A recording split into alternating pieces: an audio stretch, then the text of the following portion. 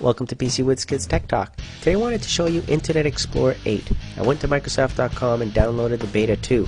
I'm going to review it briefly against Firefox 3. So I went to Microsoft.com and downloaded the beta 2 for my 64-bit operating system. If you have Windows XP, you can download it from there as well, of course, and then run the setup. So I'm going to go briefly through the screens here and show you what happens when you install Internet Explorer 8. Just be aware that when you install it, it's going to replace Internet Explorer 7. After you're done installing it, of course, you're going to have to reboot your computer, and I'll quickly do that right now. So let's go through the screens here and go through the license agreement and the terms and conditions and accept it, of course, after you read all that. And then next we'll go through the screens and customize what we want.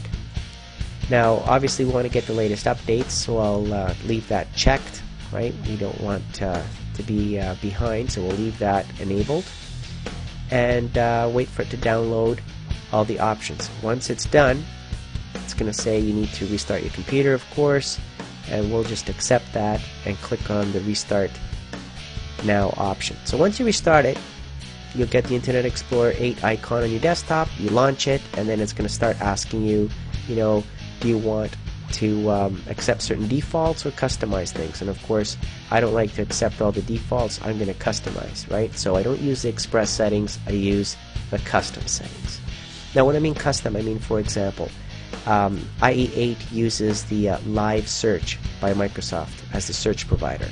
I like using Google, so I won't use the live search. I'll say show me a web page after where I can select the Google, for example, as my search. Okay, so then I'll do that. Now IE8 has these accelerator providers. They're just shortcuts to online tools. Okay, so that's what that means, and again, I'm gonna choose what I want, not let it select.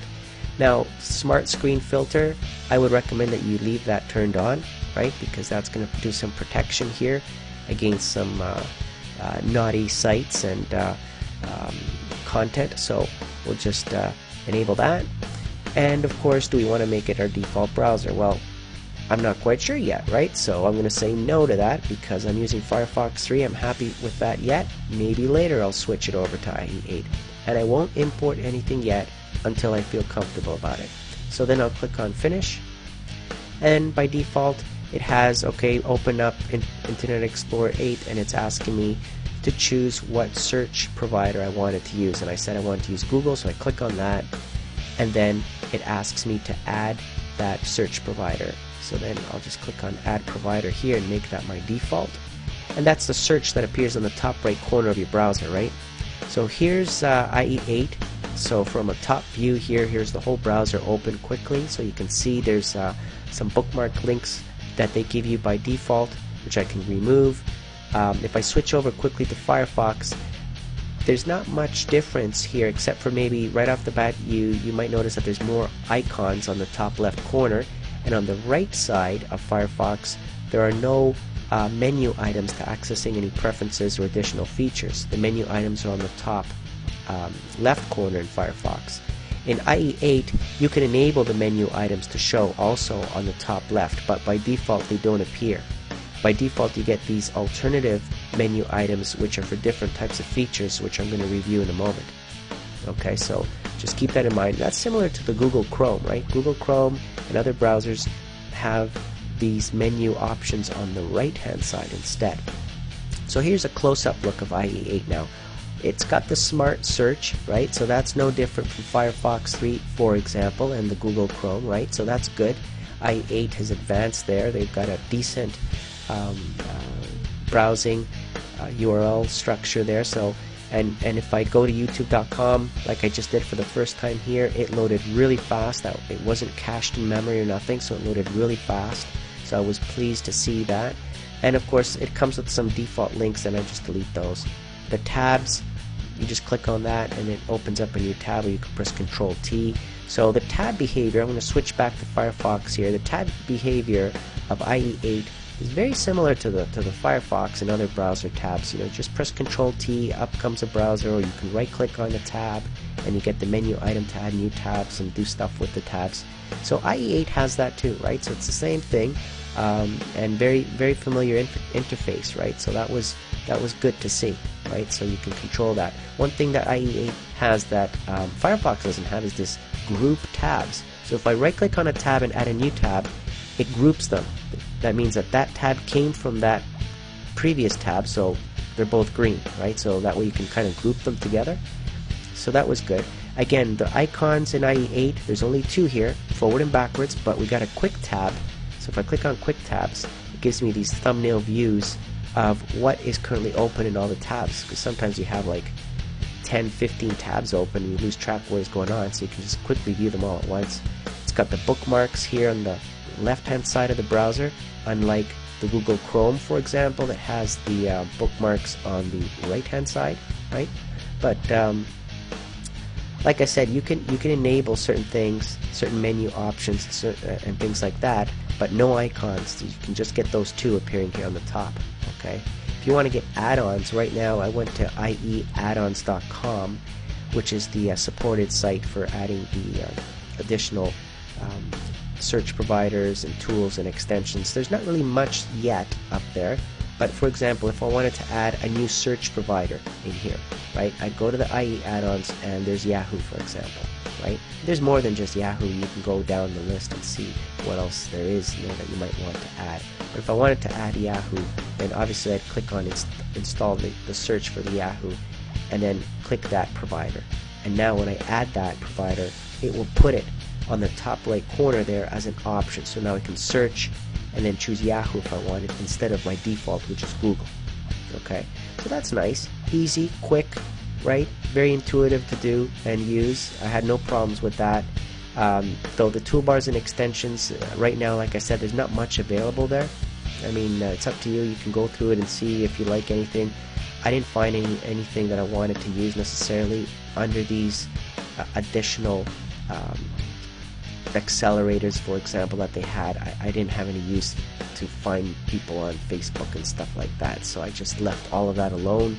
I didn't want to add Yahoo Maps, for example. I use Google Maps. So stuff like that. I mean, you can go to IE add-ons and check it out later. But as you can see here, I added the menu, which was not enabled by default. So the file, edit, view, all of these things, you just right click and then there's the menu bar. You just unclick it, uncheck it, and you can put it back if you want. Okay, so that's the menu bar, which Firefox had and here it didn't. You can right click and customize what appears on this toolbar, of course, at the top. So right now by default, the home button appears on the right hand side, the feeds, the read mail, all of that, and you can add more to it. So when I mean on the right hand side, I mean over here on the right hand side. So the home button's here instead. Of course, my PCWizKidsTechTalk.com blog is my home page, and the RSS feed. So when you go to a page that has an RSS feed, it becomes orange, that icon, and you can actually subscribe to that page's default RSS feed by doing that, by clicking on that icon instead of clicking on the RSS feed of the actual page itself. So it also has a read mail, which is using the Microsoft Live Mail. You can configure that to access your Gmail if you want, things like that. It has a print button and the page. Let's go through the page. When you click on the page menu, it has links to a couple of accelerators, which are links to online tools, like I mentioned. You can edit the page quickly and get the source code for it. You can run it in compatibility mode, so if you're looking at a page that doesn't look right in IE8, you can switch over to compatibility mode. It might look better. Under safety, you've got the in private browsing, so that one's going to hide who you are. It won't send information and set cookie information. It won't cache where you've been. So this is the in private option, which is also available in the Google Chrome, but not in Firefox at the moment. So Firefox 3, I heard that they're working on adding the same feature, but right now they don't. So IE8 has that. So that in private is the same as the incognito feature to hide and surf anonymously, basically, on the internet. Under the tools on the right hand side here, you've got the pop-up blocker. You can manage the add-ons, you can work offline. So all of these are standard features. We've seen those before, but I like the developer tools, right?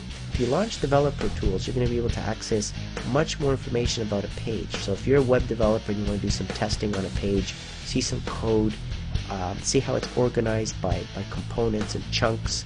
You can go through that and easily see all the tags, easily see what you are editing and test it, basically, right? So this is a very nice feature to be able to single out and access certain portions of a page quickly, right?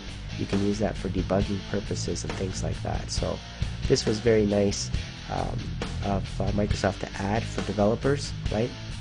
We always need to test and compare backwards compatibility with other with your website or web pages that you're working on. Now, when it comes to memory usage, I went into the Microsoft Vista Performance tools to check on the memory usage for Internet Explorer 7 and compared it to Firefox. So I had the same amount of browser options basically, and only one page open at the time. And you can see here that the private amount of memory allocated for Firefox is 42 megabytes and IE is using 51. So 42 against 51, you can tell that IE is using much more RAM than much more memory than Firefox. Okay, so keep that in mind. All right, so whether you're using Firefox or IE, Google Chrome, Safari, or any other browser, you know, the Firefox and IE8 are memory hogs, that's for sure. So it's up to you. I'm still trying it out, and so far so good. So I hope you like this video, and thank you for watching.